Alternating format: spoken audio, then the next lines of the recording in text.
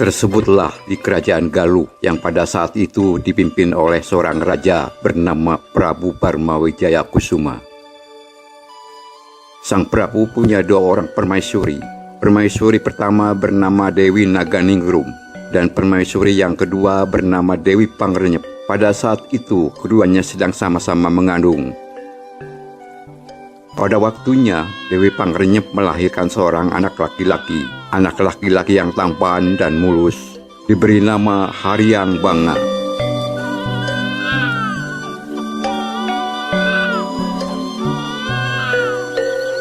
Tiga bulan kemudian, Dewi Naganingrum pun melahirkan seorang anak laki-laki yang pada saat melahirkan dibidani oleh Dewi Pangrenyep. Saat itu dalam hati Dewi Pangrenyep timbul rasa gelisah. Ia khawatir karena putranya memiliki pesaing dalam pewarisan tahta raja. Dewi Pangrenyep mulai menyusun rencana. Tanpa sepengetahuan Dewi Naganingrum, bayi itu diganti dengan seekor anak anjing. Hal ini dimaksudkan seolah-olah Dewi Naganingrum telah melahirkan seekor anak anjing. Sementara bayi sebenarnya dimasukkan ke dalam peti yang ditambahkan sebutir telur ayam. Kemudian peti itu dihanyutkan ke sungai Citandui.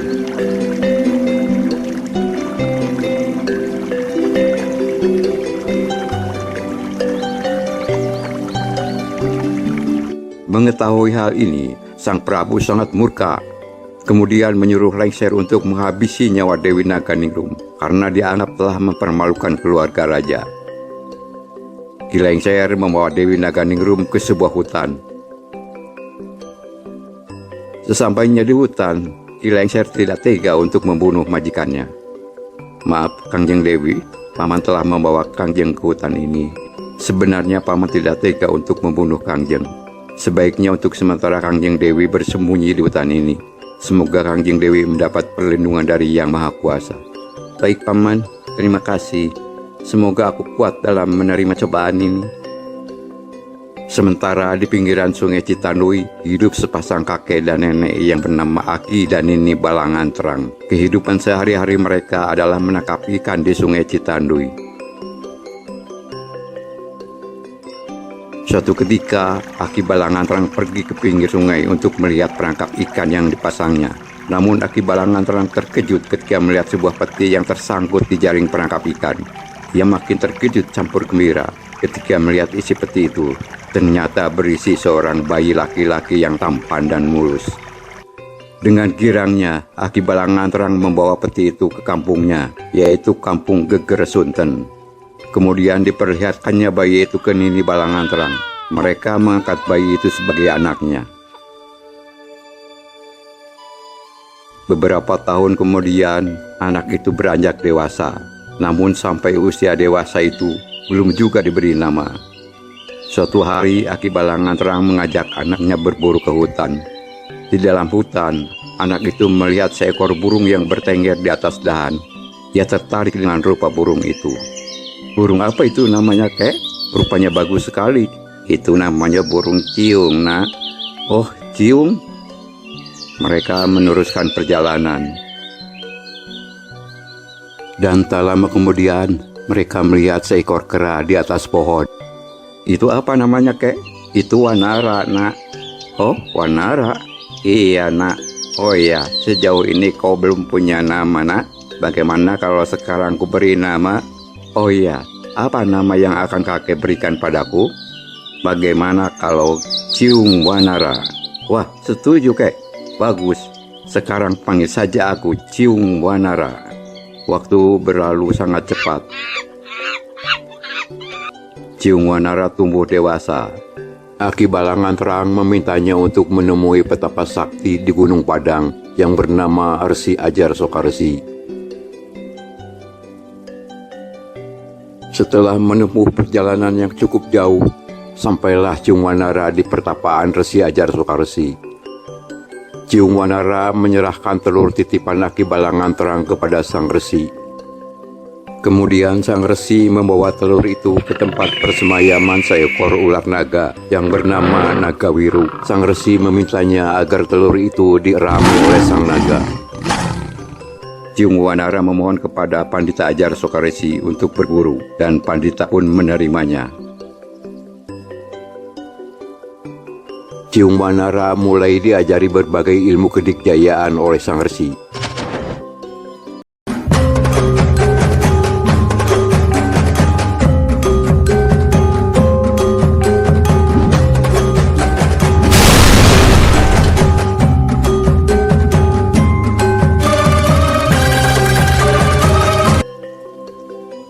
Kini Ciung Wanara telah menjadi pemuda gagah perkasa yang berilmu tinggi. Sang resi selalu memberi wejangan agar Ciung Wanara selalu rendah hati. Suatu hari, Ciung Wanara diminta untuk melihat telur yang diirami naga biru. Ciung Wanara pun segera berangkat menuju bukit persemayaman.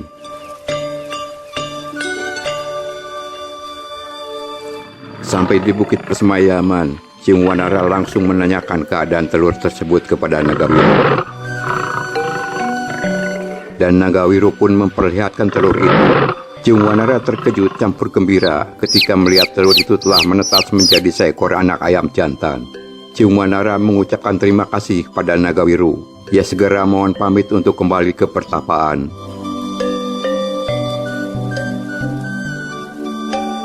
Setibanya di pertapaan, Ciung Wanara memohon pamit pada gurunya untuk memperlihatkan anak ayam itu pada Aki dan Nini Balangan Terang. Sementara itu di kampung Gegersunten, Aki dan Nini Balangan Terang tengah merindukan kedatangan anak angkatnya. "Kek, ya Nek, aku merindukan Ciung Wanara." "Sama Nek, aku pun demikian." Namun tiba-tiba, "Kek, Nek, aku datang." "Oh, Ciung Wanara, syukurlah kau datang, Nak." Ciung Wanara langsung memperlihatkan anak ayam jantan yang dibawanya. Wah, kakek tak menyangka kalau telur itu telah menetas menjadi seekor anak ayam yang gagah. Baiklah, ayam jantan ini akan kuberi nama si Jalak Harupat. Wah, nama yang bagus, kek. Semoga kelak ayam jago ini menjadi ayam jago yang kuat dan tangguh. Waktu terus berjalan, si Jalak Harupat keturunan naga biru itu tumbuh jadi ayam jago yang sehat dan kuat berkat perawatan Ciung Wanara. Tak lama kemudian, datanglah salah seorang warga kampung yang mengabarkan bahwa Raja Galuh, Prabu Barma Wijaya Kusuma, sedang menyelenggarakan sayembara adu ayam dengan hadiah separuh kerajaan Galuh akan dihadiahkan kepada pemenangnya. Ciung Wanara tertarik dengan berita itu. Dia ingin menjajal kekuatan si Jalak Harupat untuk bertanding. Ciung Wanara segera mohon pamit kepada Aki Nini Balangan Terang untuk pergi ke Galuh mengikuti sayembara tersebut. Ciung Wanara tiba di kerajaan Galuh, namun sampai di gerbang istana, ia dihadang oleh dua orang patih yang bernama Purawesi dan Puragading. "Hei anak muda, mau kemana kau? Sepertinya kau bukan orang sini." "Betul Juragan, saya datang dari kampung Gegersunten. Saya mendengar kabar Paduka Raja sedang menyelenggarakan pertandingan sabung ayam. Kalau boleh saya ingin mengikutinya." "Kau ingin mengikuti pertandingan? Sayang sekali kau hanya membawa ayam sayur. Sebaiknya kau jangan ikut, percuma, ayammu tidak akan menang. Ayam jago Baginda terlalu kuat untuk bertanding dengan ayam sayur seperti itu." "Maaf Juragan, tapi saya ingin mencobanya." "Baiklah, kalau engkau kekeh ingin mencobanya, sebelumnya jajal dulu bertanding dengan ayamku. Taruhannya, bila ayammu mati, akan kusayur untuk sarapan pagi ya." "Hahaha." "Boleh Juragan." Pertandingan pun dimulai. Keduanya saling menyerang.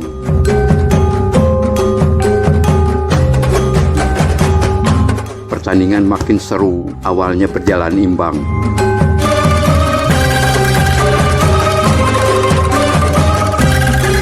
Namun di luar dugaan, ayam patih Purawesi mulai kewalahan, dan satu sabetan mematikan si Jalak Harupat dengan cepat melumpuhkan ayam jago andalan patih Purawesi. "Hah? Ayamku mati? Maaf Juragan." Maaf, ini tidak bisa dimaafkan. Aku tidak terima ayamku sampai mati. Kau harus mengganti kematian ayamku dengan nyawamu." Amarah patih Purawesi memuncak. Ia langsung menerjang Ciung Wanara. Namun tiba-tiba Ciung Wanara menghilang. Kedua patih itu cepat melapor kepada sang raja. Sementara Ciung Wanara bertemu dengan Ki Lengser.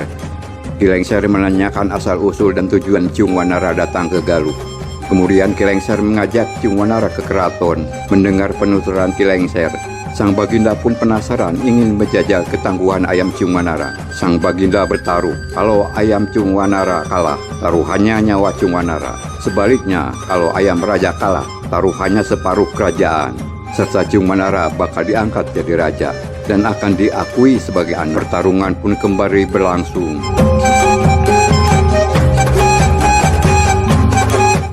Namun kali ini ayam Cung Wanara terdesak. Satu sabetan ayam raja membuat ayam Cung Wanara pingsan. Hal ini diketahui oleh Nagawiru yang sedang menyaksikan di atas. Nagawiru segera turun dan masuk ke tubuh si Jalak Harupat. Tak lama si Jalak Harupat bangkit dan langsung menerjang ayam raja. Si Jalak Harupat beberapa kali mendapat sabetan dari ayam raja. Namun kali ini si Jalak Harupat benar-benar tangguh. Dan pada satu kesempatan, si Jalak Harupat mengeluarkan jurus pamungkasnya. Ayam raja terjungkal, tak berkutik dan mati. Melihat ayamnya mati, dengan legowo sang raja mengakui keunggulan ayam Cung Wanara. Maka sesuai dengan perjanjian, Cung Wanara diberi separuh kerajaan di sebelah barat. Kemudian sang raja mengangkat Cung Wanara sebagai rajanya. Dan kerajaan di sebelah timur diberikan kepada Haryang Banga. Sementara Ki Lengser yang telah mengetahui asal-usul Cung Wanara berhasil mempertemukan Cung Wanara dengan ibunya, Dewi Naganingrum. Lama-kelamaan, reka perdaya Dewi Pangrenyep diketahui oleh Cung Wanara.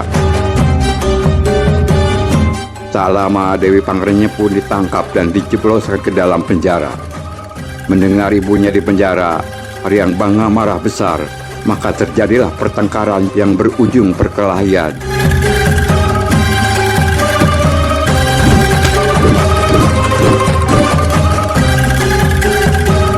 Dalam pertarungan itu, keduanya sama-sama kuat.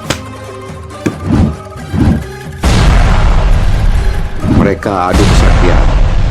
Haryang Banga terdesak dan pada satu kesempatan, Cung Wanara mengangkat tubuh Haryang Banga. Kemudian dilemparkan melayang jauh dan jatuh di sebelah timur Cipamali. Nah, semenjak kejadian itu, kerajaan Galuh dibagi dua. Sebelah barat Cipamali dikuasai oleh Cung Wanara dan sebelah timur dikuasai oleh Haryang Banga.